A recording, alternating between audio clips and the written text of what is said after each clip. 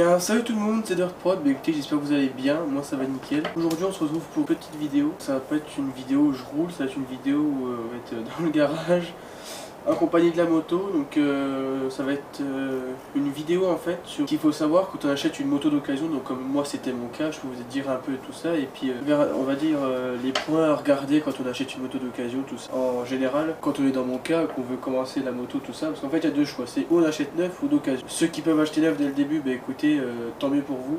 Ceux qui sont un peu comme dans mon choix, donc c'est à dire qu'en fait vous allez commencer la moto, vous n'avez pas trop d'argent pour vous payer une neuve parce que ça coûte quand même assez cher, et ben vous faites comment d'acheter l'occasion, parce qu'en fait il faut pas vous faire avoir entre guillemets, il faut pas vous faire prendre pour un con non plus parce que vous êtes, on va dire, votre première moto, vous savez pas trop beaucoup de choses encore, enfin pas beaucoup de choses.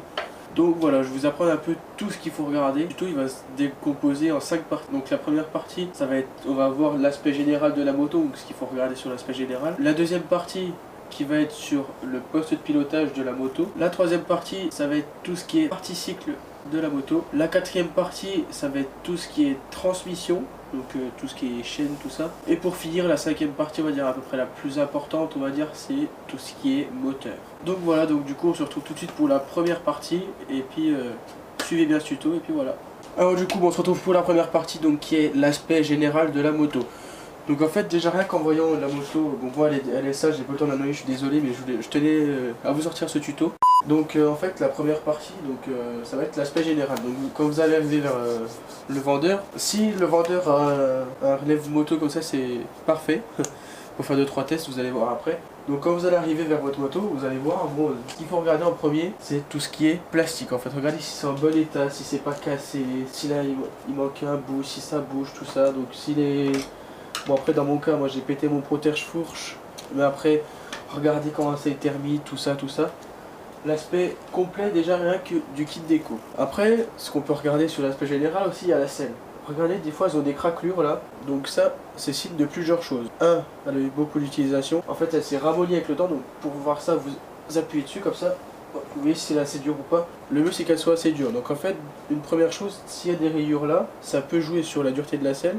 Et après, bah, du coup, l'aspect esthétique, du coup, ça fait pas beau. Enfin, c'est dégueulasse. Et du coup, ça peut dire qu'en fait, la moto a déjà un certain nombre d'heures. Donc, ça peut déjà dire quelque chose sur la moto. Donc là, après l'aspect général, c'est à peu près tout. Qu'à l'aspect, en fait, tout, même les poignées, la mousse, tout, ça fait partie de l'aspect général de la moto. Comme vous arrivez, on va dire, c'est les premières choses que vous voyez.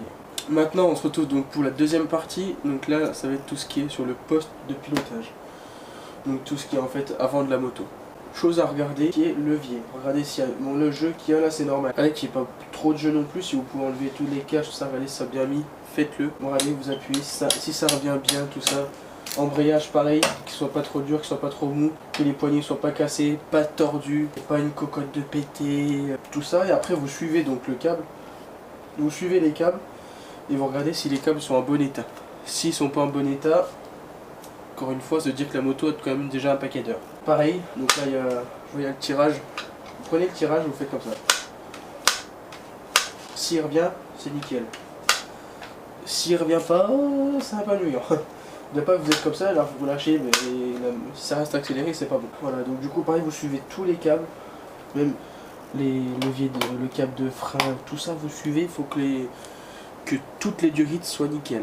Ça je vais insister là-dessus, mais on va dire que c'est un peu pour votre sécurité au-dessus, que tout soit nickel. Après, deuxième chose à vérifier, c'est l'alignement du guidon avec la roue. Donc pour ça, vous mettez dessus tout simplement. Bon, là, je vais pas faire sur le pose moto. Mais vous mettez à côté comme ça et vous regardez en fait si c'est bien aligné. Vous regardez aussi l'aspect du guidon en général, donc faut pas qu'il soit tordu. S'il est tordu, c'est signe de chute. C'est plus ou moins grave, mais bon, c'est toujours ça qui fait que la moto, c'est pas ce qui va l'arranger, quoi. Donc le guidon, je dis pas que ça n'arrive pas de tomber, hein, mais bon, quand on voit une moto d'occasion, il faut qu'elle soit le mieux possible. Et pour vous, quand il allez l'acheter, bah, c'est mieux qu'elle soit propre quand même la moto, entre guillemets. Regardez, donc du coup, si le guidon il est clean, il est pas tordu, tout ça, s'il n'y a pas des pètes de partout, enfin, tout ce que vous pouvez voir, c'est bon. Regardez donc la butée, si elle est bien. Vous voyez s'il n'y a pas de jeu ni rien, c'est tout l'alignement avec la fourche et le guidon. Et après il y a tout ce qui est aspect de la fourche, donc en général, chose à vérifier impérativement sur une fourche, c'est en fait au niveau des protège-fourches, derrière en fait vous avez le tube en acier, vous passez votre doigt dessus. Et en fait si c'est gras, ça veut dire qu'en fait les joints spi sont morts. Ça pareil c'est pas bon, ça peut... Après la fourche elle va pas apprécier non plus que les joints spi soient morts, il y a de l'huile qui va se barrer. Elle fera plus son effet d'amorti qu'elle devrait faire, du coup il manque de l'huile tout ça. Chose à faire aussi, descendez la moto du lève-moto, donc ça, je vais le faire. Et là vous mettez comme ça, donc vous freinez du frein avant. Donc ça peut vous permettre aussi de regarder si les freins marchent. Et là vous appuyez.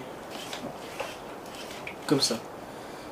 Là quand vous faites ça, la fourche ne doit pas descendre de plus de moitié en général. Si c'est plus de moitié, c'est qu'il manque quelque chose, qu'il y a une couille dans la fourche, peu importe, mais c'est qu'il y a quelque chose dans la fourche. Voilà, donc vous regardez qu'elle descende bien, qu'elle remonte bien, qu'il n'y ait aucune couille sur la fourche. Voilà, bien regarder que tous les pontets pareil soient nickel, qu'il n'y ait pas de pète au niveau de la fourche. Tout. Pareil pour l'amortisseur arrière, donc vous regardez en fait derrière il y a votre amortisseur, vous passez votre doigt pour aller choper en fait la tige pareil, que ça se rentre dans l'amortisseur. En fait vous regardez s'il n'y a pas d'huile, tout ça, si l'amortisseur n'est pas tordu, tout ça, vous mettez sur la moto. Vous sautez limite dessus en fait, vous appuyez, voir si ça descend bien, ça remonte bien. Après, suivant votre poids, des fois ça remontera plus ou moins bien ou quoi. Des fois les gens les règlent à leur poids, vous faites pas forcément le même poids qu'eux. Voilà, c'est toujours à savoir qu'il faut toujours vérifier fourche avant, amortisseur arrière. Vous pouvez le faire en même temps. Maintenant, on place à la troisième partie, donc qui est tout ce qui est partie ici qui n'a aussi beaucoup à regarder. Donc vous regardez déjà tout ce qui est soudure, tout ce qui est pète, tout ça, tout ce qui est soudure, toutes les... Là s'il manque pas des caches. Pareil, après chose à regarder, donc vous regardez les roulements de colonne de direction. Donc en fait il se trouve là, il y en a un au-dessus en bas. Donc, pour faire ça en fait c'est tout simple. Vous prenez votre fourche, donc l'idéal c'est qu'en fait ça soit la roue arrière qui soit en l'air. Vous allez prendre votre fourche, faire des mouvements, vous allez essayer de forcer. Si ça bouge pas, c'est nickel. Si ça bouge, ça veut dire que les roulements de colonne sont foutus. Il va falloir les changer, donc ils sont foutus. Et après vous pouvez faire pareil donc pour le bras oscillant, donc pour voir si les roulements du bras oscillant sont morts. Donc en fait les roulements ils se trouvent là à peu près, juste derrière. Vous prenez votre bras oscillant en main, vous allez faire des mouvements de droite à gauche. Si ça bouge pareil, les roulements sont morts, tout ça, donc il faut changer, c'est pas bon signe. Si ça bouge pas, tant mieux. Chose à regarder aussi, les fameux cale-pieds. Regardez qu'ils viennent bien, regardez que ça soit pas tordu à ce niveau là, même le cale-pied en général qui soit pas trop usé.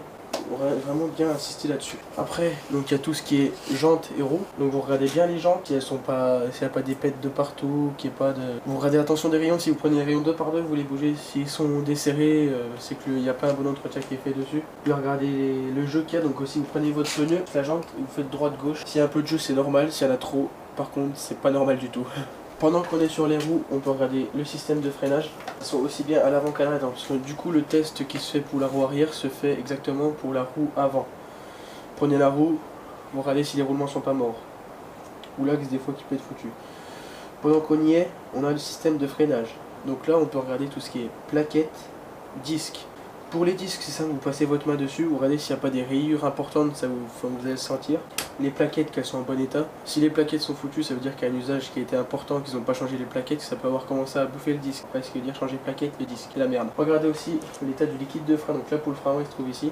Regardez qu'il soit clean, qu'il ait le bon niveau. Pour l'arrière, c'est exactement pareil. Vous regardez l'état du liquide de frein, le niveau, les plaquettes de frein et voir si ça freine bien. Moi j'ai une technique pour regarder ça. Vous mettez dans une pente, s'il y a ou pas. S'il n'y a pas de pente, vous poussez la moto, vous freinez. Si ça réagit tout de suite, c'est bon signe. Si ça réagit pas tout de suite, ça veut dire qu'il y a un problème dans le circuit de frein, qu'il va falloir purger tout ça. Maintenant on va passer à la quatrième partie, donc c'est tout ce qui est transmission de la moto. Donc là moi c'est pas défait, mais si vous pouvez défaire le cache allumage, ça peut vous aider aussi pour regarder tout ce qui est état de transmission. Les choses à regarder, très simple, rien de compliqué. La tension de la chaîne, pour ça vous prenez votre chaîne, vous devez passer au moins 2 doigts entre la chaîne et le patin. Regardez, le débattement droite-gauche, il doit pas être énorme. Ce qui veut dire qu'il y a un problème dans la chaîne. La chaîne peut être foutue, détendue ou quoi. Après, l'état des pignons. Ils ne doivent pas être pointus ni bouffés, tout ça, trop usé. Après vous pouvez prendre votre chaîne, tirer en fait au niveau de la couronne. La chaîne doit pas sortir de beaucoup. Elle doit sortir mais pas de beaucoup. Si elle sort de trop, ça veut dire que les pignons sont morts. Pendant qu'on y est toujours pour la chaîne, regardez l'état du guide chaîne. S'il est foutu ou pas, s'il est encore bien, tout ça. Et après en dessous il y a une petite roulette. Là faut regarder qu'elle roule, tout ça. Après ça se peut que des fois elle soit bloquée, donc ça c'est pas le plus important. Regardez aussi l'état du patin. Parce que même le patin peut en dire aussi sur l'usure de la chaîne. Et aussi, si la chaîne est graissée ou pas, si elle n'est pas graissée, ça prouve que l'entretien n'est pas régulier, tout ça. Donc vous allez le voir si vous passez vos mains dessus, un coup comme ça. Si c'est gras, vous allez le voir. Si c'est pas fait, pas bon. Et si le mec il peut vous enlever le cache allumage, vous regardez aussi le pignon de sortie de boîte, si les dents sont bonnes, tout ça, tout ça. Après, On va passer à la cinquième, à la dernière partie, donc il va être sur le moteur. Donc c'est, on va dire, la chose principale de la moto. S'il n'y a pas de moteur, il n'y a pas de moto. Donc très simple, déjà aussi regardez que le mec quand même, faut pas vendre une moto dégueulasse. Moi elle est pas lavée, mais bon je tenais à vous faire le tuto quand même, je vous le dis encore une fois. Regardez bien, s'il n'y a aucune trace d'huile, tout ce qui est en bas, tout ça, qu'il n'y ait pas de trace d'huile, faut pas qu'il y ait de trace d'huile. Que les joints, si vous passez votre maquette d'huile, c'est pas bon, que ça soit pas gras ni rien. Chose importante, regardez s'il y a un sabot moteur. S'il n'y a pas de sabot moteur, en fait ça protège quand même le moteur pas mal, donc ça peut, s'il y a des projections de cailloux, ça peut avoir un peu endommagé le moteur, c'est pas trop bon. On va pas se le cacher. Regardez en même temps tout ce qui est carbu, que le carbu soit propre, les traires, qu'il n'y ait pas de trous, soit quand même assez graissés, qu'ils tiennent bien, tout ce qui est état de la visserie, la durite d'arrivée d'essence, qu'elle soit bien. Tout ce qui est les joints de pipe là, bien regarder qu'ils soient nickel. Vous pouvez essayer de bouger si ça bouge, c'est pas bon, c'est que c'est pas serré. Prise d'air, c'est pas bon non plus. Là le levier de starter, tout est nickel. Après les choses à regarder, c'est tout ce qui est axe aussi là. Prenez votre kick, vous tirez avant-arrière. Faut pas qu'il y ait d'axe dans le jeu, mais on va regarder si le kick il marche bien. Chose que vous pouvez faire aussi, c'est l'état du kick, s'il est usé, ça prouve qu'il y a une utilisation qui était quand même assez importante aussi. Qui revienne bien, que vous le défaites, vous le remettez, qui revienne bien, tiennent bien. Pareil pour la béquille, bon moi j'ai une béquille, mais après c'est pas sur toutes, ça c'est rare. Chose qui peut être parfaite aussi, c'est si vous pouvez essayer la moto. Rien, vous essayez de la démarrer, vous voyez si elle démarre bien, qu'elle tient le ralenti, après des fois quand elles sont froides, elles tiennent pas trop forcément. Il faut bien tenir un peu l'accélérateur pour voir si le ralenti tient bien. S'il tient bien, c'est nickel, si vous pouvez essayer la moto, c'est le top. Vous essayez, vous en faites un peu, regardez que tous les rapports passent. Si tout passe bien, comme ça vous pouvez tester les freins, les suspensions, tout ça, vous devez faire un petit tour quand même. Après, il faut que le vendeur vous fasse confiance, ou si vous demandez un chèque de caution, vous donnez un chèque de caution, c'est pour prouver en fait que tout aille bien. C'est pour vous en fait, si vous avez envie d'acheter la moto, en fait c'est un peu, ne vous faites pas couiner avec ça. Testez-la bien avant, ça peut être important quand même de tester une moto. Et puis voilà, je crois qu'on en est... Le tuto va se finir là-dessus. Je pense que j'ai tout dit, donc j'espère que ça vous plaira. Si vous avez d'autres questions, écoute, tu lâches un commentaire en bas. Si tu as des idées de tutos, ça que je peux faire, j'en ai en tête. Mais bon, si tu veux me donner l'idée au cas où que j'ai pas fait, écoute, tu me lâches un commentaire, tu me dis ce que tu aimerais avoir. Quand je réponds tous les commentaires, je regarde, je réponds. D'autres questions, tu peux aller sur ma page Facebook aussi, donc c'est DirtProd52, tu tapes dans la barre de recherche DirtProd52 sur une page. Tu vas dessus, en général je mets 2-3 photos, je dis ce que je vais faire, tout ça, je donne 2-3 infos, tout ça. J'essaie d'être assez actif quand même. Des choses que j'ai oublié aussi, je suis en train de le voir sur la moto.